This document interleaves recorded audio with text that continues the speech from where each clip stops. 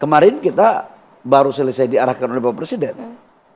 Negara harus hadir, negara harus menjamin karena ini merupakan kekayaan negara dan ini harus dipakai sebesar-besarnya untuk kepentingan kesejahteraan rakyat.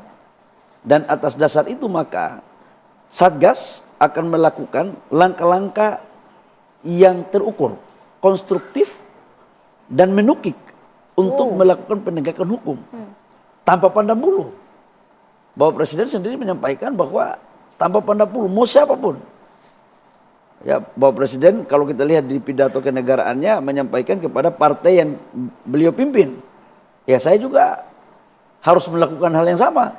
Oh bos kita udah begitu, kita kan pembantu, abdi dalam kan. Kalau komandan udah A, jangan kita buat gerakan tambahan. Komandan A, bawahan juga harus bahaya A. itu barang. Bahaya gitu, kira-kira Mbak. Kan juga sudah dibentuk ya, ada Ditjengakum ya selama 2 bulan terakhir ya Pak Menteri.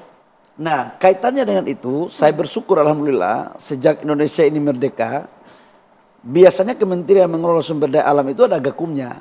Tapi SDM selama ini kan nggak ada. Makanya kemarin kita sudah melakukan proses untuk pembuatan Dirjen Gakum. Nah Dirjen Gakum ini adalah salah satu struktur yang ada di Kementerian SDM baru, dipimpin oleh jaksa, ya dirjennya oleh jaksa, di situ ada polisi di situ. Kami juga meminta kepada KPK untuk ikut menjadi bagian pejabat di situ agar apa? Clear and clean.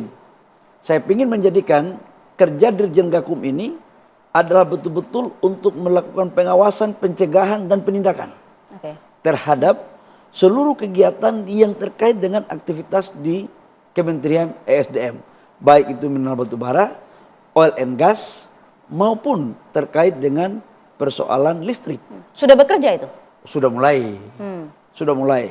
Sudah. Ini kan baru 2 bulan, dia baru kita lantik, bikin strukturnya, sekarang udah mulai, penataannya udah mulai. Memang harus bertahap. Karena kan kerugian tambang ilegal kalau Pak Prabowo sampaikan luar biasa loh, mencapai 300 triliun, betul demikian?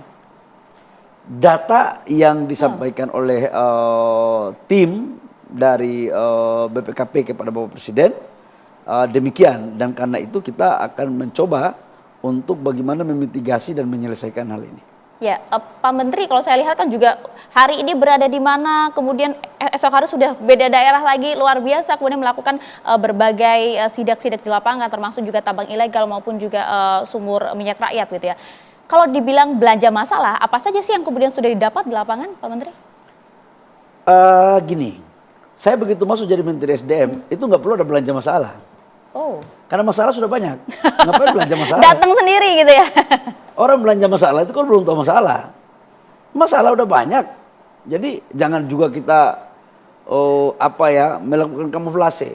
Yang benar itu adalah mengidentifikasi masalah dengan penyelesaian mana yang menjadi skala prioritas. Nah, itu dengan dia. strategi-strategi yang seperti apa. Itu yang benar. Maka ketika kami pertama masuk di Kementerian SDM, yang saya lakukan itu lifting dulu.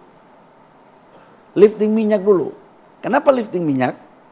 Karena PNBP di kita itu ada 2. Ingat loh, pendapatan negara dari total 100%, itu PNBP-nya itu sekitar 10,5% dari sektor SDM. PPN, PPH itu bisa sampai dengan 15,5% akumulasi. Jadi total pendapatan negara per tahun dari kontribusi dari sektor SDM itu 15,5%. Jadi tidak main-main. Maka karena itu salah satu diantaranya lifting. Mbak tahu nggak? Lifting minyak kita pada tahun 96-97 itu sekitar 1,5 juta sampai 1,6 juta barel per day. Konsumsi kita baru 500.000 barel per day.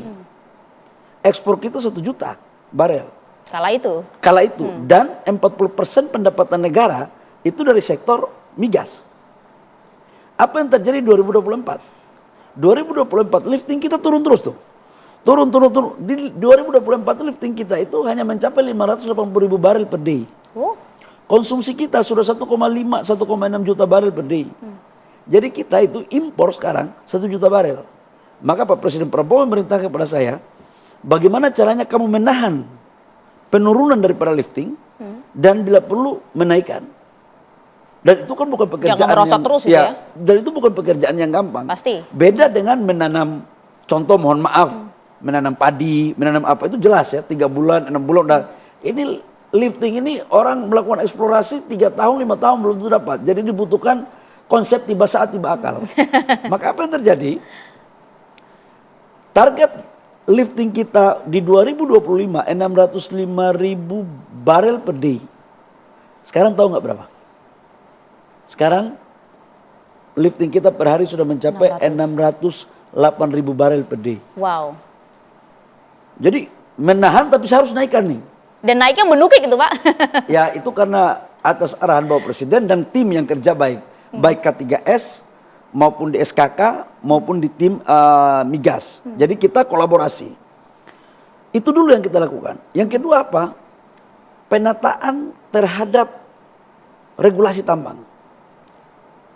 Regulasi tambang yang waktu saya masuk 1 tahun kemarin lah, saya kan Agustus dilantik.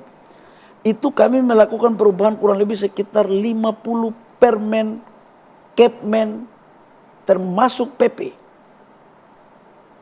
Tujuannya apa? Agar memberikan kepastian bagi teman-teman pengusaha dan kecepatan pelayanan. Dampaknya kemana? Ke pendapatan negara. Karena itu ke depan, kita kan kemarin ada melakukan revisi Undang-Undang Minerba. Selama ini tambang itu kan sebenarnya milik negara. Itu kan konsesi. Tapi apa yang terjadi? Itu dia. Sebagian izin tambang yang diberikan itu nggak dijalankan.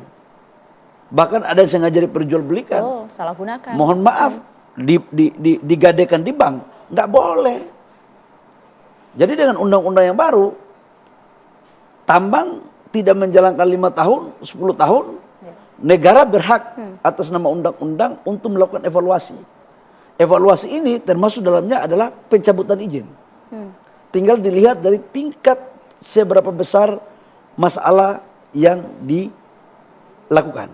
Saat ini jadi eksekusinya bisa lebih mudah karena landasan payung hukumnya ada, Ya. payung hukumnya ada. Namun yang saat ini peraturan menteri yang paling menarik dan menjadi bahasan adalah peraturan menteri nomor 14 tahun 2025 tentang tata kelola sumur minyak rakyat. Ini menarik Pak Menteri, apa alasan Anda untuk kemudian mengeluarkan permen ini? Apakah hanya semata-mata untuk meningkatkan lifting dan juga pendapatan negara? Kami bahas usai jeda. Sesaat lagi tetap bersama kami di One on One.